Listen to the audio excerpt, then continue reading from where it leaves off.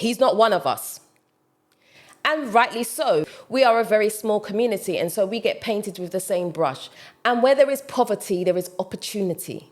That these things are happening, but they are happening. Whether we choose to talk about them or not, they are happening. Now, would that young Ghanaian boy choose this situation if he wasn't in poverty? Probably not. And this is the unfortunate thing about poverty. Poverty leaves you at the mercy of people that have money. The most amazing time doing all the most heinous things because we don't behave like that here. And say, oh, Ghana's wonderful. If you come here, you're never going to have any problems. You're going to be in utopia. It's the best place to live in all the world. I am lying to you. Hey guys, welcome back.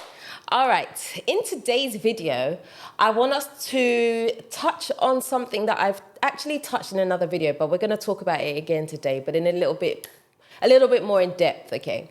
So if you watch a lot of YouTube, you will notice that recently there has been a lot of talk in Kenya about a particular person coming and doing some not so good things. Now, I'm not going to go into the ins and outs of it. If you want to know what that's all about, you can go do the research, go and look at some popular YouTubers, and you will find out what's happening over there. So basically, there was this black American guy, and he went to Kenya. He's kind of like a passport bro. And he went to Kenya and did a few things that were out of line, okay? He was basically treating Kenyan women in a way that he shouldn't have been, right? And so now the black American community that's in Kenya is like, well, he's not one of us.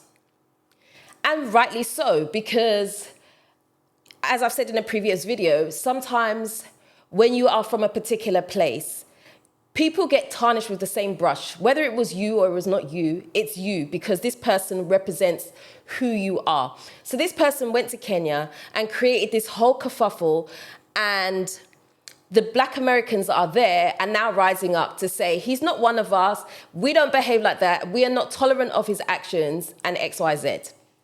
Okay, and it's created quite a lot. It's a big deal, and the reason it's a big deal is because it's creating tension with the locals. Okay, one person cannot represent a whole community of people. It's unfair. And this particular person doesn't even live in Kenya. They just travel around to different places. Okay, and he happens to be in Kenya when this particular incident occurred. He's been to other African countries, I believe, but when it came to this particular incident, he happened to be in Kenya. So now what's happening is that people want to disassociate themselves from that. Now, the reason I'm highlighting that, I've never been to Kenya before, I'm hoping to go. The reason I'm highlighting it is because the same thing happens in a lot of African countries. Okay, not even just Ghana, a lot of African countries. But I'm going to talk about Ghana because I am in Ghana and I've seen some things for myself. It takes one bad apple to do something. And I'm not just saying that is, black Americans. I'm saying it for everybody. It can be black British, it can be anybody, Canadian, whatever, right? We are all representing each other. So if we go to another country, we have to make sure that we are living within the rules and we are not disrespecting the country in some way or another. Because some people come and they do that and it puts a bad light on all of us. Now we're all tarnished with the same brush. I've said in a previous video that sometimes the reason that the locals can at first be a little bit unfriendly to you is because perhaps they've come into a situation where they have been they've been disrespected. The people think that I'm above this person, right? And so they get treated in a certain way. So now you who's innocent has come along and now it's a big deal. It's turned to something because you are a representation of that person. I would like to sit here and say, okay, well, how do we combat that? I don't think you really can combat it, right? As just regular people, I don't think that we can necessarily combat that because it comes down to an individual's behavior. If that's your character and you were like that in the West, you're going to be like that in Ghana. It doesn't change just because you're in another country. So I can't sit here and say, okay, well, I've got a solution to this problem. This is what's happening. This is the problem.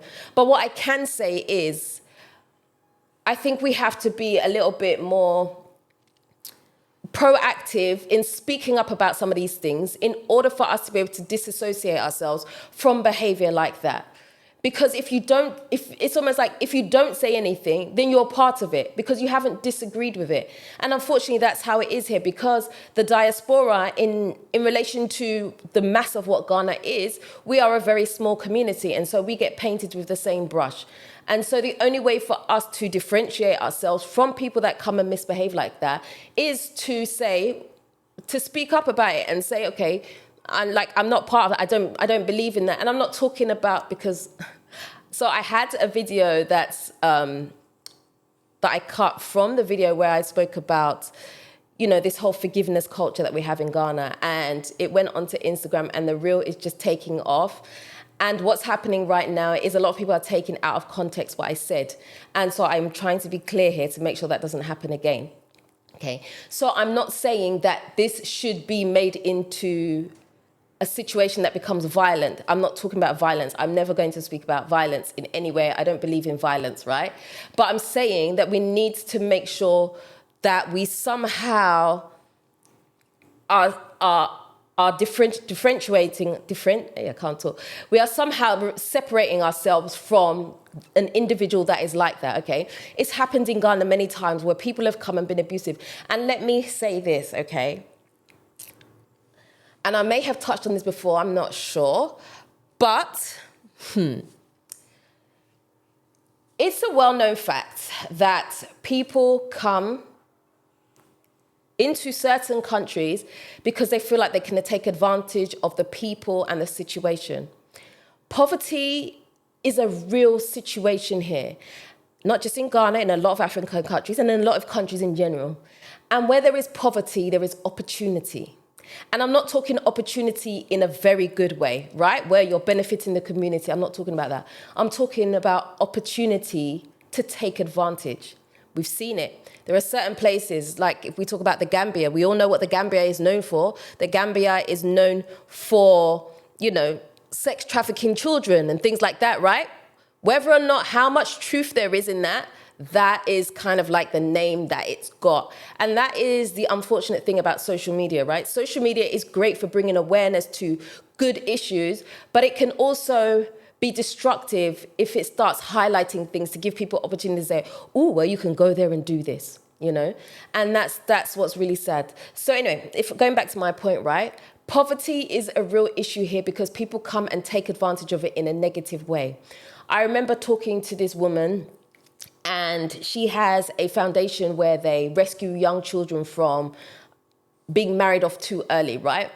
And she was telling me that she came across this little girl and her parents, and I can't even really put this down to poverty, but this one's more poverty mentality.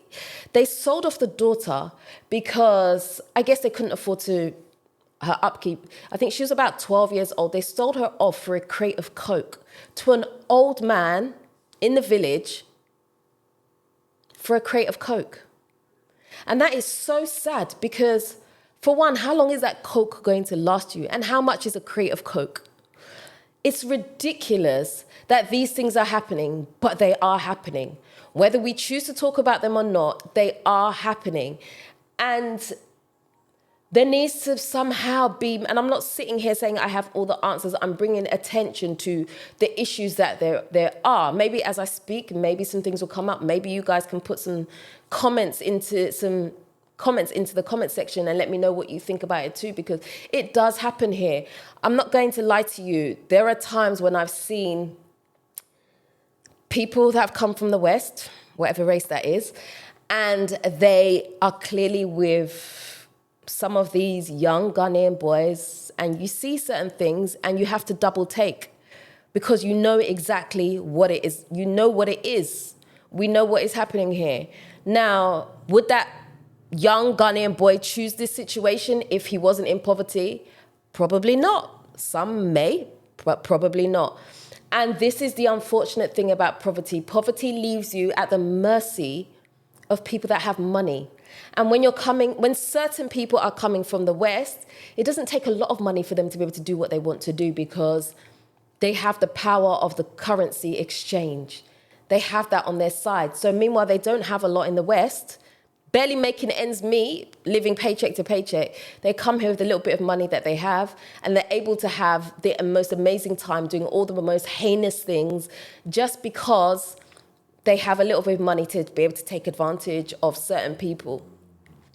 And it is so sad to see that is happening. That is what is allowed to happen. Like, what are the repercussions for things like that? Again, I'm not talking violence. I'm just talking about in terms of the law. Like, when we see these things, sometimes we don't know what to do. Like I said, I've seen things myself, and I'm sure many of us that are in Ghana have seen certain things. What do we do? How do we stop people coming to places within Africa or Ghana and taking advantage and just abusing the people and abusing the passport that they think that they hold? How have we got to the point where most people would rather turn a blind eye to certain things? So I actually love what they're doing in Kenya, because they're being very vocal about what's happening, and they don't want to be associated with that. As I said before, rightly so, you shouldn't be associated with that, because that's appalling behavior to come and think that you can just take advantage of people, you know. And if you guys can find that video, go ahead and find it, because this person, their behavior was out of order. And I'm not even one to necessarily speak on people's behavior like that, but it was so bad. When I watched the video, I was like, this is very, very, very bad. And the person that did it is not even rich. They don't even have money like that. They appeal to people for money. They ask people for money to help them travel around. And so it's almost like these people are supporting, because if you support someone like that, you're supporting the mission that they stand for, which that's his mission.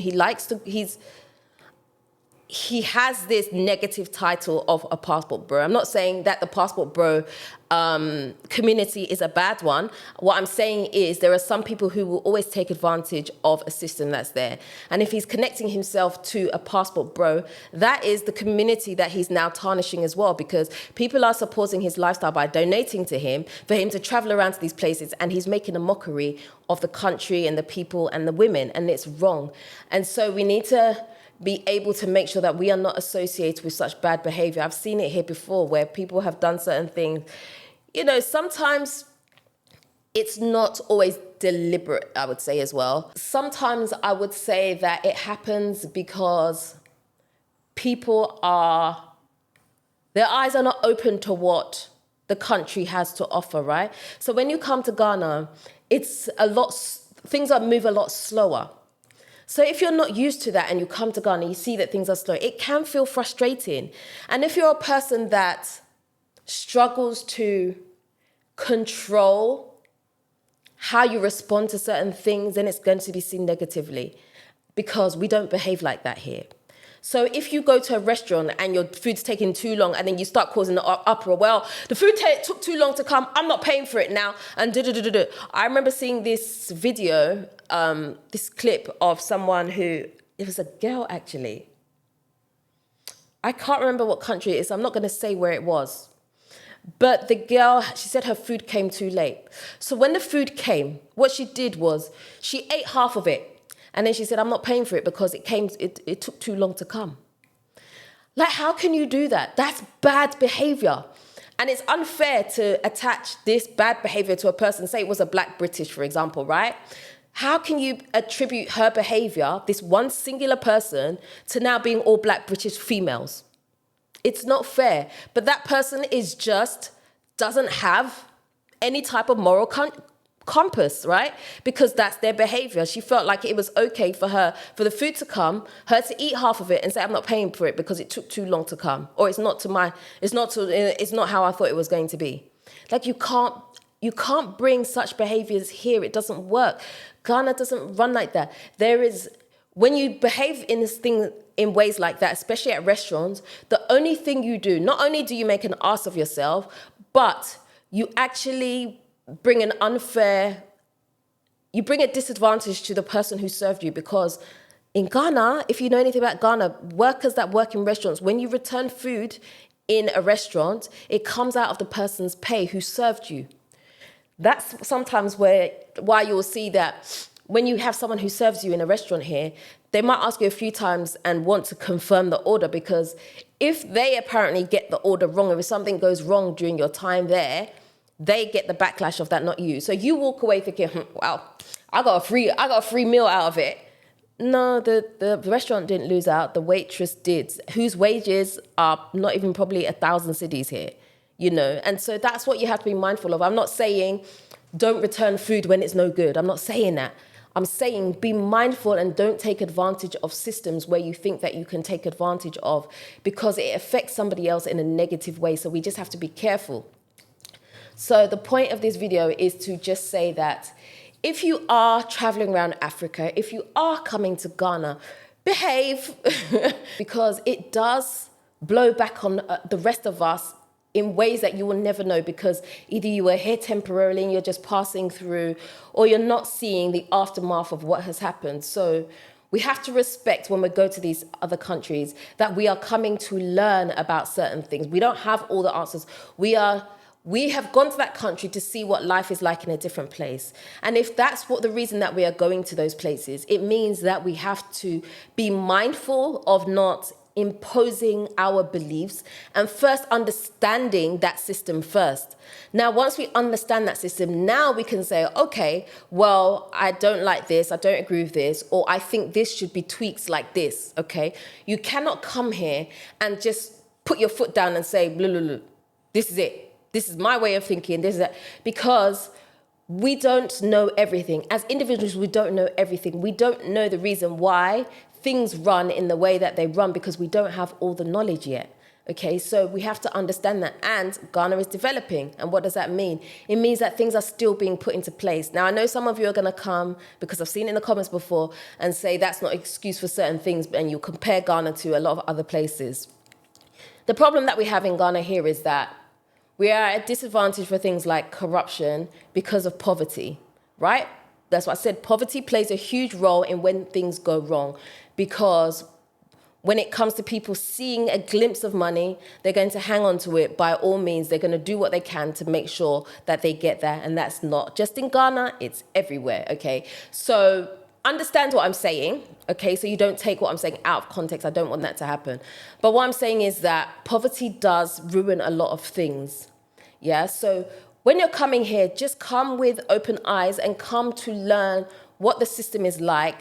And if you see that there are things that can be improved, then you can start your campaign to improve it, or however you're going to do it. That's more so what I'm saying. So, you know, we have to support one another when we come here. We have to pull each other up when we see bad behavior. One thing we like to do is, you know, pretend that we didn't see things, and that's not the right way to do things. If we want Ghana to be the place that we have imagined Ghana to be, then we have to look after it. If you want your house to be clean, you have to look after it. It's called maintenance, right? And so when we see bad behavior, we have to pull it up and let the person know that, no, you can't just do that. And I'm not saying go and be confrontational to someone. I'm not saying that that's probably not the best outcome. But there are certain things that, you know, if we're educating people on coming to Ghana, we have to educate them also on the ways that is the right way to do it. So those of us, especially those of us that are influencers here, right? We have a responsibility. We have a duty of care as well, because I can't sit here and just glamorize Ghana and say, oh, Ghana's wonderful. If you come here, you're never going to have any problems. You're going to be in utopia. It's the best place to live in all the world. I am lying to you. I'm doing you a disservice. I can't do that. The minute I'm in front of an audience, I have to represent, okay? So as I sit here now, I am representing Black British, I'm representing the diaspora, I'm representing groups of people. And so therefore I have to make sure that I behave in the right way. So people that do not tell the truth, that come on camera like this, they're doing a disservice to the society, and it's not fair. That's why I feel like these types of videos are important to do, because I need to help you understand what it's like when you come here, the real of what it is. And that's why I'm not a big fan anymore of, you know, just glamorizing what Ghana is. Ghana is beautiful, don't get me wrong. Ghana is beautiful, it's wonderful. I'm still here after 11 years. But there are improvements that we from the diaspora would love to have and see here that would make things easier for us, okay? And so I want to give you realistic expectations when you're coming here. And so that's why I do these videos, and that's why I talk the way that I talk. I'm not being condescending.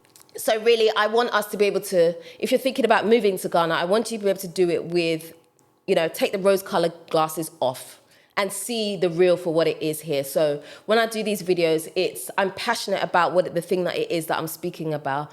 And so I want you to understand what it is like to really live here before you get here and not after you get here. See? And that's it. So I'm going to end the video right there. Let me know what you think in the comment section about all the things that I've said. I'm sure if you've been to Ghana before, you've seen a lot of the things that I'm talking about.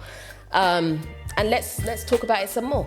So if you haven't already subscribed to this channel, do me a favor, hit the subscribe button and the notification bell. Don't forget to also like, comment and share this video. Until next time, I am out. Nutifafa.